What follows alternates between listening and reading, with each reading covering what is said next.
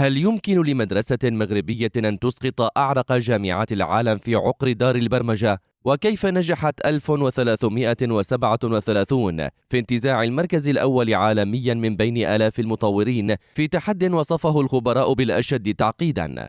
هل نحن أمام مجرد فوز عابر أم بداية صعود مغربي يغير خريطة التكنولوجيا العالمية؟ وما السر وراء نموذج التعلم بالأقران الذي صنع هذا الإنجاز المذهل؟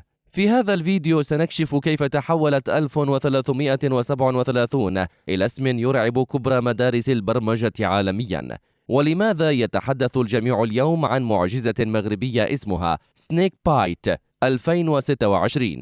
هذه الأسئلة المشوقة التي تثير الفخر الوطني وتحفز الشباب على الطموح تجد إجابتها اليوم في إنجاز استثنائي يسجل في سجل التاريخ التقني المغربي، حيث حققت مدرسة 1337 إنجازا دوليا جديدا بتصدرها الترتيب العالمي لمسابقة البرمجة Godin Game Winter Challenge 2026 في نسختها التي حملت عنوان سنيك بايت.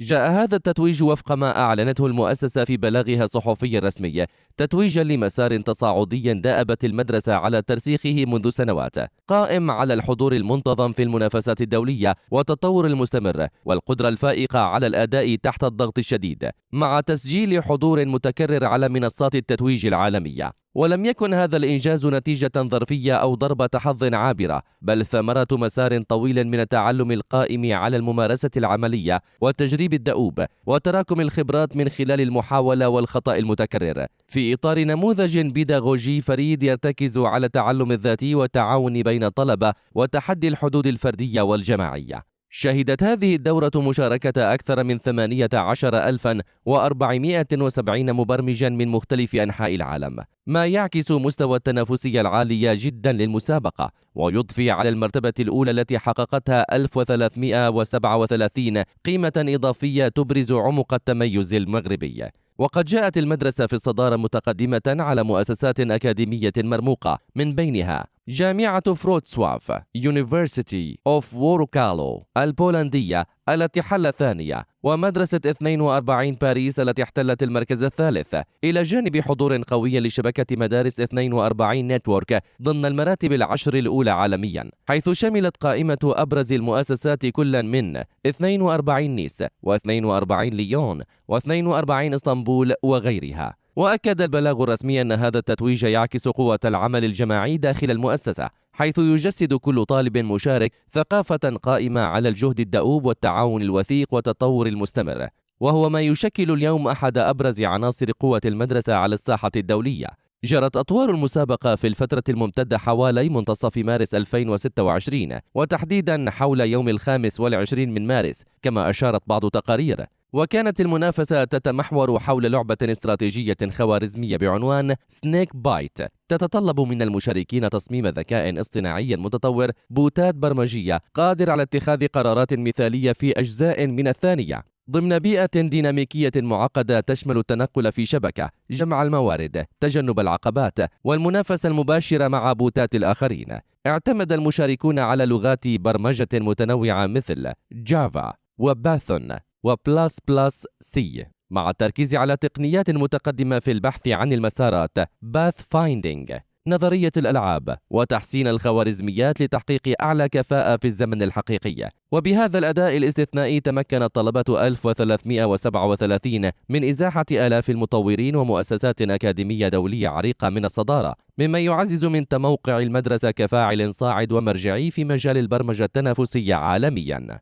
تعد مدرسة 1337 مؤسسة متخصصة في تكوين المطورين، تقع في مدينة خريبكا بالمغرب، وهي جزء من شبكة 42 نتورك العالمية شهيرة. تعتمد النموذج التربوي الفريد المعروف بالتعلم بين الأقران peer learning، الذي يستبعد تماما وجود المعلمين التقليديين أو المحاضرات النظرية، ويركز بدلا من ذلك على الغمر الكامل في عالم البرمجة من خلال المشاريع العملية والتعاون اليومي بين الطلبة. يدخل الطالب الذي يتراوح عمره بين 18 و30 عاما دون أي شرط مسبق يتعلق بالشهادات الجامعية أو الخبرة السابقة في البرمجة، فالمعيار الوحيد هو الإبداع والرغبة في التعلم.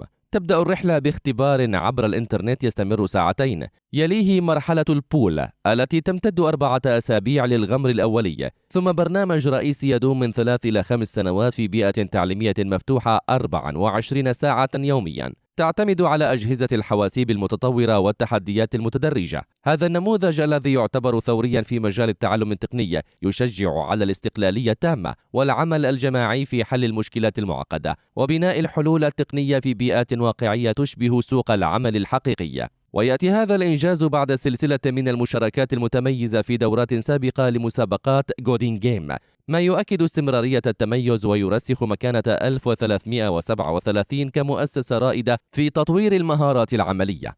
يعكس هذا النجاح بحسب المهتمين بالشأن التكنولوجي والمصادر الرسمية للمدرسة نجاعة النموذج البيداغوجي المبتكر الذي تتبناه المؤسسة، والذي يرتكز أساساً على الاستقلالية الفردية والتعاون الوثيق بين الطلبة والتميز العملي في مواجهة التحديات المعقدة. ففي بيئة سنيك بايت التي تتطلب ليس فقط سرعة البرمجة بل أيضا الذكاء الاستراتيجي والقدرة على التكيف السريع مع تغيرات المنافسين، برزت قوة ثقافة العمل الجماعي داخل 1337، حيث ساهم تضافر جهود المشاركين في بناء استراتيجيات مشتركة تعتمد على الاجتهاد المشترك والتكرار السريع للتجارب. إن هذا النهج يعد سر النجاح الحقيقي، إذ يحول الطالب من متلق سلبي إلى صانع حلول نشيط قادر على الابتكار في ظل الضغط والزمن المحدود، وهو ما يميزه عن الخريجين التقليديين الذين قد يفتقرون إلى الخبرة العملية المباشرة. وفي سياق أوسع يبرز الإنجاز قوة الشراكات التي تربط المدرسة بشركات عالمية ومؤسسات وطنية مثل مجموعة